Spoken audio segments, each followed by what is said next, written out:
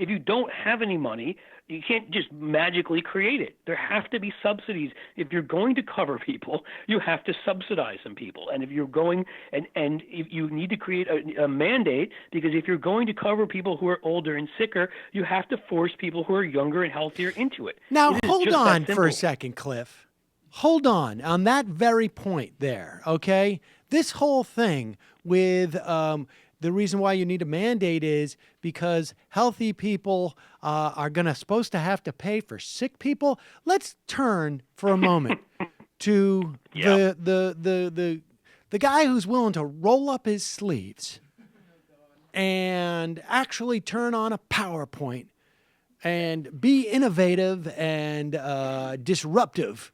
Wait, can I ask a question before you play it? Yeah. Is this the time when he rolled up his sleeves, put the hat on backwards, and showed us how handsome he is lifting weights? No.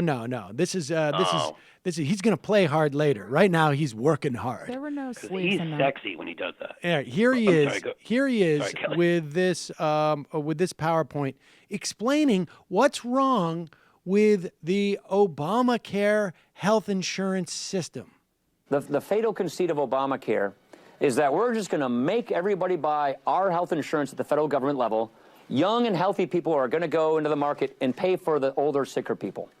So the young, healthy person is going to be made to buy health care, and they're going to pay for the person, who gets breast cancer in her 40s or who gets heart disease in his 50s. So take a look at this chart. The red slice here are what I would call people with pre-existing conditions, people who have real health care problems. The blue is the rest of the people in the individual market. That's the market where people don't get health insurance at their jobs, where they buy it themselves. The whole idea of Obamacare is the people on the blue side pay for the people on the red side. The people who are healthy pay for the people who are sick. It's not working, and that's why it's in a death spiral. Now, There's another name for that. It's called insurance. Exactly. There is a reporter, Amber Phillips, from the Washington Post's The Fix. She's an alumna from the Las Vegas Suns. Literally, I'm going to read her tweet, and maybe we can put this up on the screen, Matt. It is wonky graphs, period.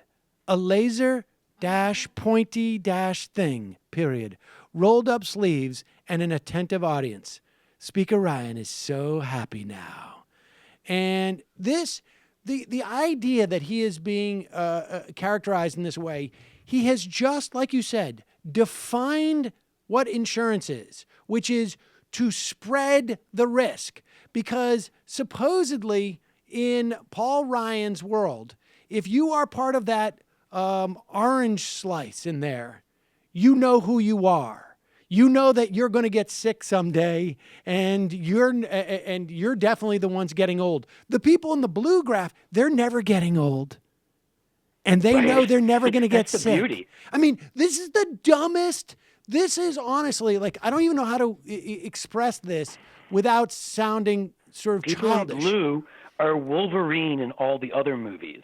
The people not in blue are Logan. This is fundamentally the entire concept of insurance, which is you don't know if your house is going to catch fire. This would be like the equivalent of this would be in the blue graph are the people whose houses are going to catch fire.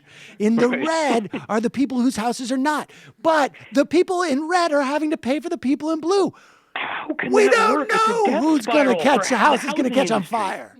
We don't know this. And so you spread the risk. So yes, people whose house is not going to catch fire end up paying to repair the house that does catch on fire. That is And what you insurance explained is. it so well, Sam, because you used perhaps the best example you could use, because it's the blight on our politics known as places like the Fix that are basically just filled with fanboys and fangirls who sit there and say who's up and who's down and horse race and this and that. And, Saliza and that crew, those fucking people, I can't stand them because that's what they do. They're the ones who buy into the Paul Ryan as a wonk thing because it's all how you look. I mean, if you roll up your sleeves and have a pointer, of course you must be a wonk.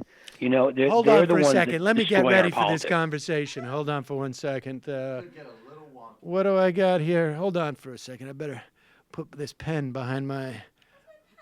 Oh, all right, sorry. I should've- Don't get too wonky. All right, I'm sorry. Go ahead, Cliff. What were you saying? Just the stupidest people. And I would say out of all the major news organs, like the Washington Post probably did the best job with a couple of amazing reporters on the case during the election with Trump, whereas the New York Times was terrible at times or whatever.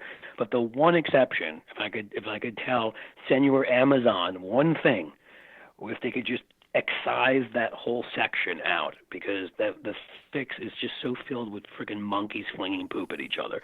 They're the dumbest people in the world, and again, it's those people like that and Scarborough in the morning, and it's those kinds of folks who people in sort of the mainstream media look to, who repeat this kind of garbage. I mean, Paul Krugman has been pointing out for years that Paul Ryan's a flim-flam man, and when he tried to pass that whole, his whole budget a couple of years ago, was it 2013, 14, he was trying to hide the fact that if it was just about balancing the budget, that would be bad enough. I'm sure we'd argue when he's trying to cut everything from Medicare and Social Security, but it never is.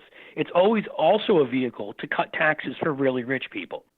Hey, folks, Sam Seder here. Donald Trump can kiss all of our asses. And one way he can is by you subscribing to this channel. I don't know how that works.